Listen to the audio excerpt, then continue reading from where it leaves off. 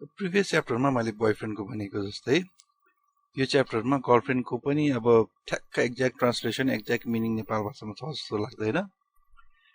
अब मायालुलाई चाहिँ तपाईँले यो छु भन्न सक्नुहुन्छ, तर अनि यसमा पनि त्यो अब गर्ल प्लस फ्रेन्डलाई ब्रेकडाउन गर्ने हो भने मिजमा पासा, बोयफ्रेन्डलाई चाहिँ मिजमा पासा भनिन्छ भने गर्लफ्रेन्डलाई मिसा, गर्ल अर्थात् मिसा, गर्ल भन्नाले केटी भन्नाले मिसा भयो, अनि फ्रेन्ड भन्नाले पासा। अब कहिले जिस्काएर मिसा पासा मर्ला भन्छ, जस्तो कि कोही कोही टिनेजहरूलाई अब टिनेज अथवा टिनेजर प्रायः चाहिँ टिनेजरलाई नै जिस्काउने हुन्छ। अब घरमा फ्यामिलीमा अलि हजुरआमा अब अथवा सिनियर अलिकति सिनियर फ्यामिली मेम्बरहरूले मिसा पासा मर्ला भनेर अब भर्खर भर्खर टिनेजरहरूलाई अथवा बिहा नभएको मान्छेहरूलाई जिस्काउने गर्छ।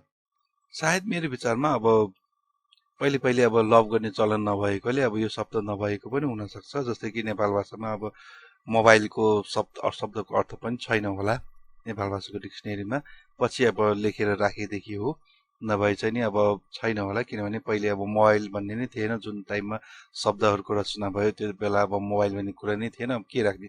अब त्यस्तै गरी जुन टाइममा अब लभ गर्ने अब चलनै थिएन त्यो बेला अब बोयफ्रेन्ड गर्लफ्रेन्ड भन्ने नै हुँदैन थियो भनेदेखि अब त्यो बेला के राख्ने, अब बोयफ्रेन्ड गर्लफ्रेन्डको शब्द सायद नभएको पनि हुनसक्छ अथवा हामीलाई थाहा नभएको पनि हुनसक्छ। कहिलेकाहीँ चाहिँ कस्तो हुन्छ भन्दाखेरि अब हामीलाई थाहा छैन भन्दैमा त्यो कुरा नै छैन भन्नु त मिल्दैन। हामीलाई अब कति कुराहरू थाहा हुँदैन, अब आफूले थाहा नभएको कुरा त्यो छैन होइन भन्न त अब हामीले मिल्दैन। तर जहाँसम्म मेरो जानकारीमा छ यो शब्द चाहिँ नि छ जस्तो मलाई लाग्दैन। गर्लफ्रेन्डको एक्ज्याक्ट ट्रान्सलेसन अथवा प्रेमिकाको एक्ज्याक्ट ट्रान्सलेसन, नेपालीमा त हामीले प्रेमिका भन्छौँ, प्रेमिका भन्छौँ।